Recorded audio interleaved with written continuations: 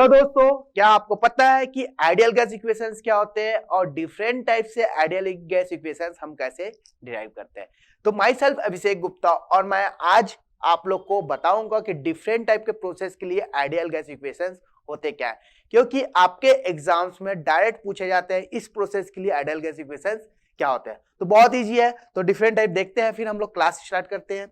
देखिए, ideal gas equations for various reversible process. First, isobaric process, and इसको और क्या बोल सकते हैं, आइसोपिस्टिक प्रोसेस, और इसको बोल सकते हैं कांस्टेंट प्रेशर प्रोसेस।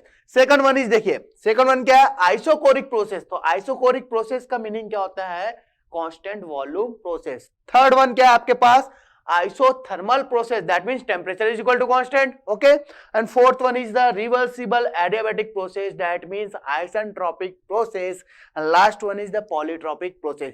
सभी के लिए मुझे आप लोग को बताना है आइडियल गैस इक्वेशंस। ओके, तो हमें क्या पता है, फर्स्ट ऑफ ऑल हमें ये पता है कि आइडियल गैस इक्वेशन होते कैसे हैं।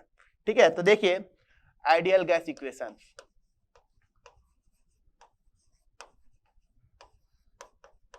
आइडियल गैस इक्वेशंस क्या होता है भाई, बताइए।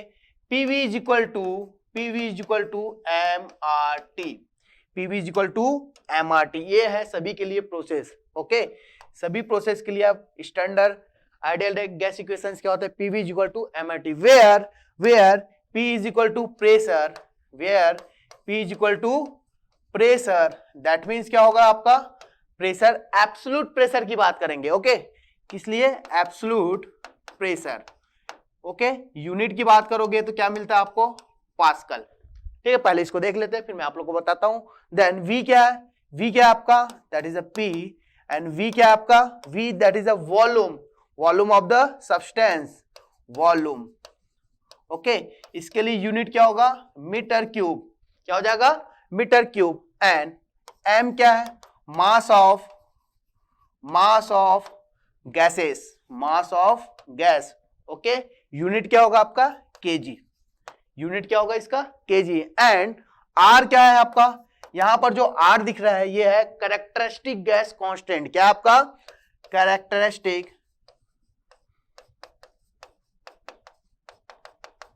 Gas constant. Okay, characteristic gas constant. And T is a temperature, absolute temperature बोलते हैं, टेम्परेचर, ये जो यूनिट होगा ये होगा केल्विन पर। ठीक है, और आर का यूनिट क्या होता है, किलो जूल केजी पर, अच्छा किलो जूल पर केजी केल्विन। अब देखिए यहां पर एक टर्म्स और मैं बता देता हूं, ये जो आर है that is a characteristic gas constant, different gas के लिए डिफरेंट वैल्यू होती है, but R not is a क्या, यूनिवर्सल गैस कांस्टेंट। तो relationship between R and R not, ये क्या आपका यूनिवर्सल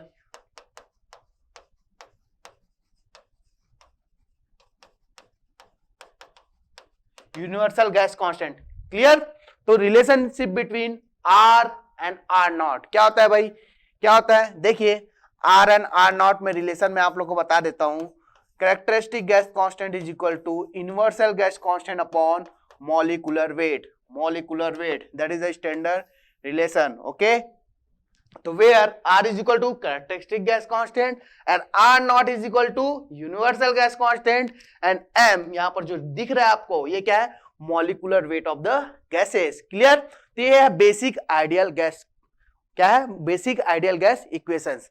तो हम देखते हैं फर्स्ट क्या था आपका, फर्स्ट था आपका isobaric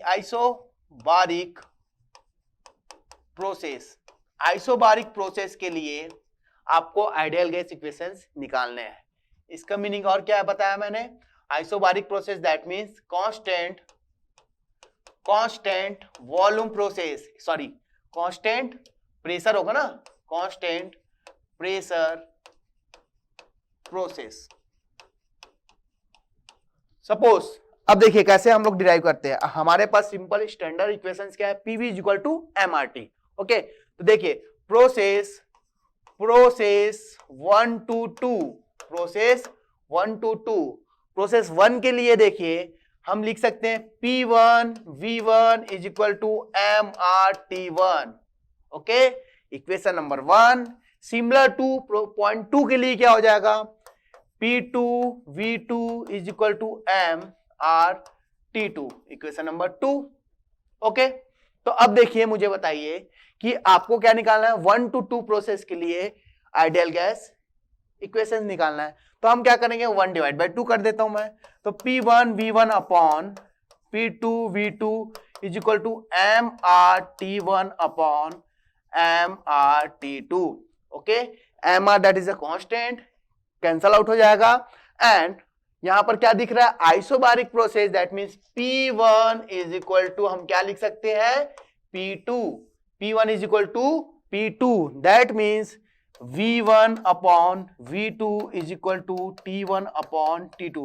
That is the ideal gas equations for isobaric process. For isobaric process, is it clear? समझ आ गया कैसे बनाते हैं? एंड ओके, ये फर्स्ट हो गया। सेकंड देखिए, सेकंड क्या था हमारे पास, सेकंड था आइसोकोरिक प्रोसेस। ठीक है, आइसोकोरिक प्रोसेस, इसका मीनिंग क्या है भाई, क्या बताया था मैंने आप लोग को, isochoric process that means volume is equal to constant. हम क्या लिखेंगे यहां पास, constant volume process, constant volume process. Is it clear?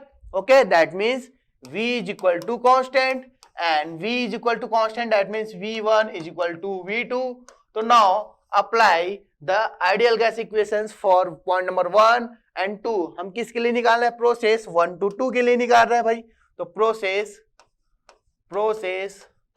1 to 2, 1 के लिए क्या होगा, P1 V1 is equal to MRT1, similar to P2 V2 is equal to MRT2।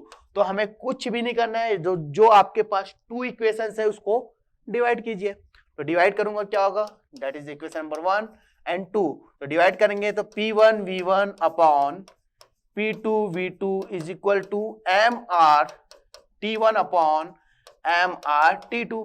अब मुझे बताइए V1 is equal to V2 है, तो ये कैंसल आउट हो जाएंगे एंड MR क्या हो गया आपका, कैंसल आउट।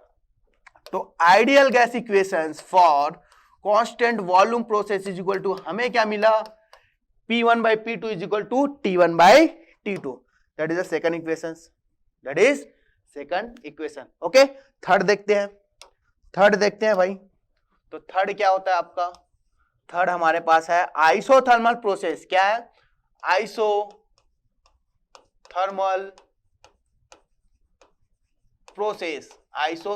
प्रोसेस। ओके, तो आइसोथर्मल प्रोसेस को हम और क्या बोलते हैं भाई, कांस्टेंट वॉल्यूम प्रोसेस।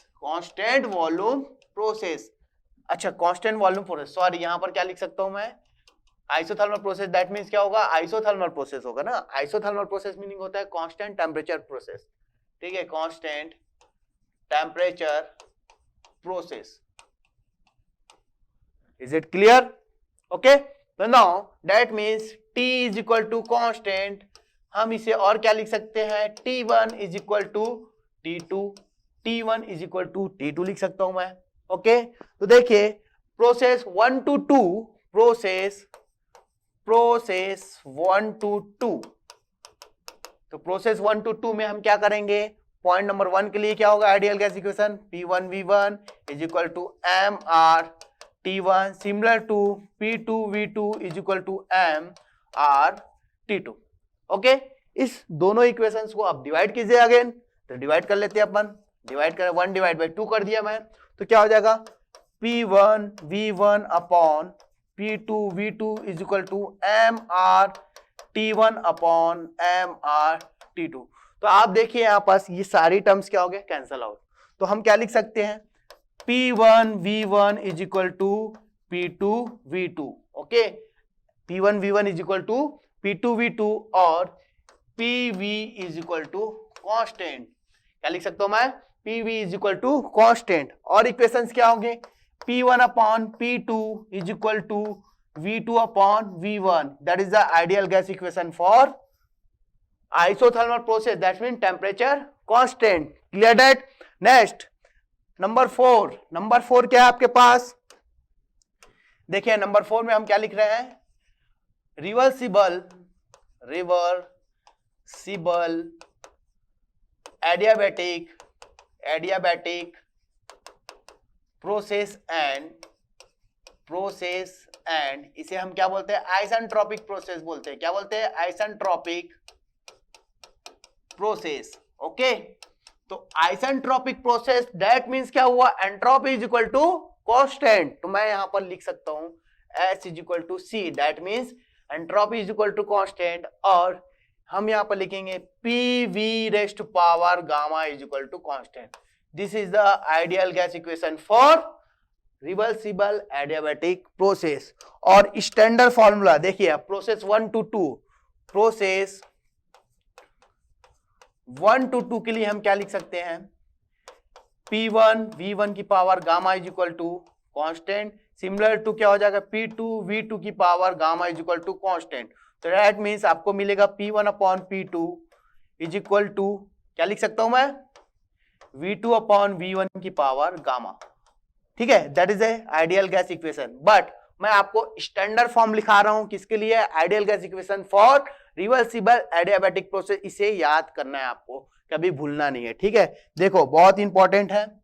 देखो T2 upon T1 is equal to P2 upon P1 raised to power gamma minus 1 upon gamma is equal to V1 upon V2 raised to power gamma minus 1. That is the standard formula for reversible adiabatic process या फिर isentropic process तो mind में आप set कर लीजिए कि क्या होगा आपका? T2 by T1 is equal to P2 by P1 की power gamma minus 1 upon gamma and is equal to V1 upon V2 की power gamma minus 1. That is the result for real ideal gas equations for reversible adiabatic process. Okay, next one क्या है आपके पास?